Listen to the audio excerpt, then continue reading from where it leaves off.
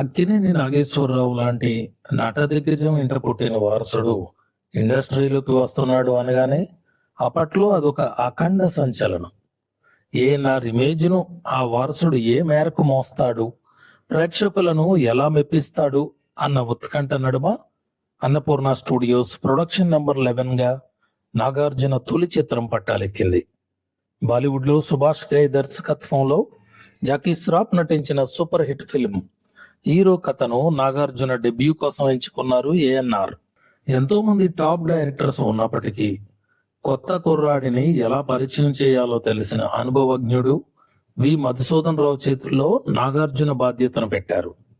సోదరుడు అక్కినేని వెంకట్ ఎక్కడా రాజీ పడకుండా భారీ బడ్జెట్ తో ఈ సినిమాను నిర్మించారు. 1986 మే 23 థియేటర్ల ముందు జాతర.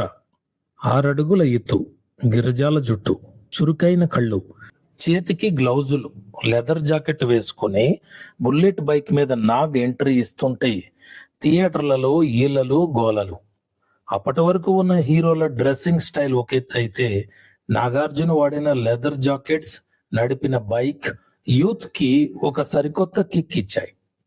ఏఎన్ఆర్ కు తగ్గ వారసుడు దొరికాడంటూ టాలీవుడ్ కోడై కోసింది.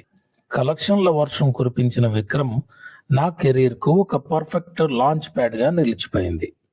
ముఖ్యంగా చక్రవర్తి గారు అందించిన సంగీతం, నేపథ్య సంగీతంలో వాడిన ఫ్లూట్ బీట్ అప్పట్లో ప్రతి ఒక్కడి పెదవులపైన వినిపించింది.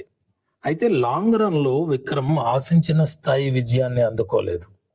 నటుడిగా నాగార్జునకు డెబ్యూ మూవీగా మంచి లాంచింగ్ ప్యాడ్ గా నిలిచింది విక్రమ్. ఒక గొప్ప నటుడి వారసుడిగా ఇండస్ట్రీకి రావడం ఈజీనే, కానీ తనకంటూ ఒక ప్రత్యేకమైన సామ్రాజ్యాన్ని నిర్మించుకోవడం మాత్రం సామాన్యుల వల్ల కాదు. ఆ విషయంలో నాగార్జున రూటే సెపరేటు. విక్రమ్ ఇచ్చిన ప్రోత్సాహంతో సేఫ్ గేమ్ ఆడకుండా డేరింగ్ అండ్ డాషింగ్ స్టెప్స్ వేశాడు. హీరో అంటే పేజీల కొద్దీ డైలాగులు చెప్పడం, 10 మందిని గాల్లోకి ఎగరేసి కొట్టడం అనే రొటీన్ ఫార్ములాకు చెక్కిపెట్టింది నాగార్జునే. సైకిల్ చైన్ లాగి కూడా కొట్టొచ్చని, అరుపులు లేకుండా సైలెంట్ గా విలన్ని బెదిరించవచ్చని శివతో నిరూపించాడు. తెలుగు సినిమా గమనాన్ని ఉలిక్కి పడేలా చేశాడు. అలాగే మణిరత్నం లాంటి డైరెక్టర్తో చేసిన గీతాంజలి, ఇళయరాజా సంగీతం, పిసి శ్రీరామ్ ఫోటోగ్రఫీతో పాటు నాగార్జున సహజ నటన గీతాంజలిని ఒక సజీవ ప్రేమ కావ్యంగా నిలబెట్టాయి. రామ్ గోపాల వర్మ వంటి నూతన దర్శకులను ప్రోత్సహిస్తూ టాలీవుడ్ కు కొత్త డైమెన్షన్స్ పరిచయం చేశాడు కింగ్. అక్కినేని నాగార్జున ఇమేజ్ కు భిన్నమైన కథలతో వాహ్వా అనిపించాడు. ఒక పక్క మాస్ ఇమేజ్, మరో పక్క క్లాస్ అపీల్ తో ఇండస్ట్రీలో తనకంటూ ఒక బ్రాండ్ క్రియేట్ చేసుకున్నాడు. మన్మధుడు సినిమాతో తనలోని కామెడీ టైమింగ్ ప్రేక్షకులకు చూపించాడు. ఇక కుర్రాడిగా డ్యూయెట్లు పాడిన నాగ్ భక్తి రస చిత్రాలు చేయగలడా అన్న విమర్శకుల నోళ్లు మోయిస్తూ అన్నమయ్య, శ్రీరామదాసుగా జీవించాడు.